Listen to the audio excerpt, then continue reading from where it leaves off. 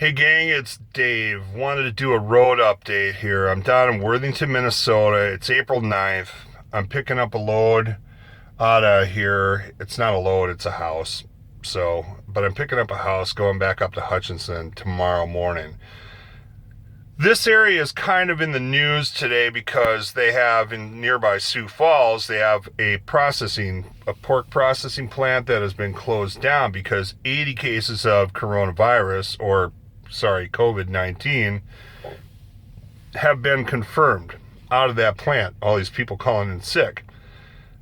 I mean, I don't know, they somehow associated all of them to this plant. So I don't know if the COVID-19 police showed up at the plant and started testing everybody, or if it's just people calling in sick, they get tested and then one thing leads to another, whatever. But either way, the plant's been shut down for 3 days. The article here, StarTribune, says closing of giant Sioux Falls pork plant disrupts farmers, but grocery supplies unlikely to be hurt. Well, that's probably because it's only being closed down for 3 days. But if it gets closed down for like a month, oh yeah, every worker there is going to be hurt, and every grocery store is going to feel the impact. At least their customers. So they mentioned in this article, though, it's really kind of interesting. They mentioned that it's the largest concentrated COVID-19 outbreak in South Dakota. And they mentioned the working conditions in there, that these people are, and this is from StarTribune, you could check it out, it's from today. These people are working elbow to elbow. Now I think we've been at this for almost 2 months now. Do you think that maybe someone in the plant could have said, maybe we should actually take half the crew out and spread everybody out just a little bit, maybe split the shifts or something like that? You think they would have done anything like that? No, apparently not. Good going there, Smithfield. Whatever. All right, so anyway, this came up yesterday. Actually, yeah, I think it was yesterday. I got it sent to me from a friend. Now it's totally gone viral. I sent it out to a couple people. I sent it out to Brian over at High Impact, and he must have already got it and been working on it because he put together a pretty good video with this included in it. But anyway, Senator and Dr. Jensen it's the Minnesota State Legislature. Sorry. Dry cough, not COVID, promise. Anyway, he reports that he got a 7-page letter from the Minnesota Department of Health that was essentially coaching him how to fill out death certificates and basically encouraging them. Here's what it says: advising them to fill out death certificates with a diagnosis of COVID-19, whether the person actually died from COVID-19 or not. That is really concerning, don't you think? Do you think that maybe the high numbers that we're seeing in some of these concentrated areas are because people are being told to fill out the death certificates when they haven't even diagnosed that this is what they died from? What would be, if this is the truth, what would be the reason for that? Why would they want to inflate the numbers? Unless maybe there's some sort of sinister idea here in the background, some nefarious plan to make sure everybody, see, it's so critical now, everybody in the country needs to not only be tested, but need to get a vaccine for it. All right. Now, I don't know if that's the case, but I do know that there's a lot of questionable activity going on regarding this whole crisis, and including various different parties involved, going right from Bill Gates to Trump's people, Dr. Birx, Dr. Fauci, and the like, and how they tie in with people that actually work for Bill Gates. And Bill Gates has a global initiative to vaccinate everybody in the world. And not just vaccinate them, ID them. So that's something that actually should perk everyone's ears up and go, man, maybe we need to take another look at this thing, okay? Now, there was one other story I wanted to bring up here. Let me see if I can, if I got it up here or not. I do not know. Okay, so real quick, this is what I wanted to bring up. The state senator that received the letter instructing him or coaching him how to fill out death certificates, that was actually brought up today in Governor Walz's daily update. And he also had his, the gal from the Department of Health there. I want to say Jan Malcolm. But anyway, they were asked about this letter. And it seems like they were just trying to minimize the whole thing. First of all, she actually referred to it as a bunch of misinformation. So that was kind of interesting. Thought that it was kind of peculiar that she's dodging that. And then Walz got up and he said that he was really disappointed that people would even think that maybe someone's trying to inflate the numbers. And the truth of the matter is, also one real quick note is the interview with this senator that got the letter. They were also talking about the fact that the legislature in Minnesota has not received any data whatsoever that they've requested from Governor Walz regarding his expanding or extending the stay-at-home orders that he's putting out there, right? Because now they've extended it from April 10th now to May 4th. But they're saying in this update today that this peak is going to probably run out till the middle of July. And they were asked, well, does that mean the stay-at-home order is going to the middle of July? And to me, it sounded like they were saying, well, you never know. It could be. All right, so anyway, but that's what it was. The state senator had mentioned that they had not received this data, and therefore they actually did not support his move to extend these stay-at-home orders because they haven't seen any of the data. Now, remember, this Senator Nelson, don't know what district he's from, but he is also a doctor. That's why he received the letter. And there's another senator that is questioning this as well. How come they aren't getting the data? And I heard Walz say today that, it's really, first of all, after being defensive about why people might question the whole thing and think that someone might be plotting to inflate the numbers of the cases or deaths or whatever. And he got defensive. God, where was I gonna go with that? He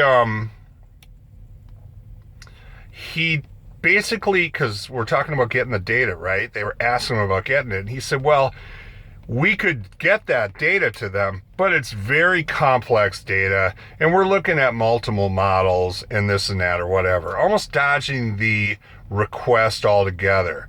And then ironically, an alleged journalist is asking a question. I don't remember where he was from. If I replay the video, might hear it. But he jumps in there and asks a question, says, well, this story about this Senator Nelson receiving these things, this was on Alex Jones. And Alex Jones is a renowned conspiracy theorist.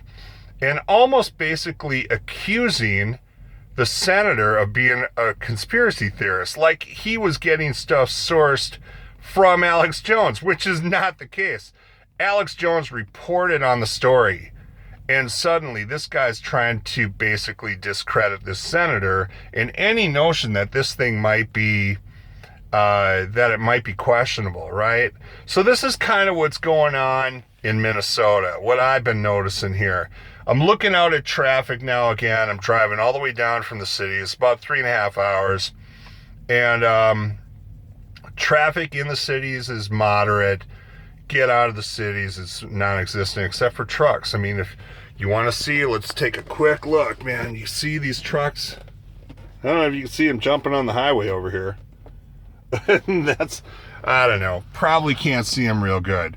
But anyway, traffic is pretty light duty. I don't know. I mean, I'm telling you, people, if they're looking at this thing going out to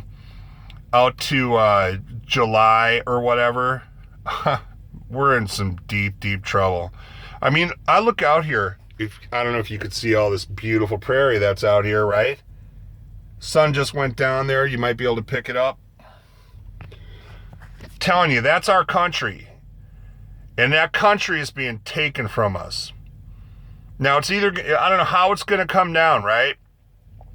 But if our economy collapses, this is all going bye-bye. We're going to be into a global system. Because look at it this way, our country, if it collapses economically, every other country in the world is going to follow suit. Okay, so much stuff in this world is based on the American dollar. But just look around the world, everyone's struggling, except for China. Somehow they're doing really good. Man, they're making masks by the millions. Something like that. Something is not right with that picture. Anyway, I don't know what they're up to there. But listen, we have got to get back to work in this country, or we're going to find ourselves without one. Simple as that. I think that's pretty much it. There's a few other things I had in my mind. Can't think of it right now, but tell you what, we are in a big, I want to say a crisis, but we're at a crossroads, you know. We need to figure out what we want to do. Do we want to survive as a country? I mean, I'm asking loved ones here about these different things, and they're like, oh, you know, if this is just, I think it was wrong that senator even, you know, divulged that information to the news people, you know, it was a news station out of Fargo. They should have never said anything. They should have just kept that quiet. I'm like, what? Why? You know, because there could be, you know, a lot of, it could be chaos. Well, I'll tell you what, it's better to nip it now than later. If there's nefarious works going on at play, maybe the senator thought he should make it known. Maybe he couldn't bring it to the government, you know? Because, I mean, the letter's coming from the government. I mean, wake up. Anyway, if you happen to go to valleynewslive.com, that's the news station, and look up, just Google, it's POV Now, POVNOW. So Google POV Now and Jensen, JENSEN, Dr. Jensen, whatever. You'll get the article, and it'll have a video clip of that interview, and you can see for yourselves what he's saying. And he seems to be very concerned with our liberty being stripped away, because we are going to lose it.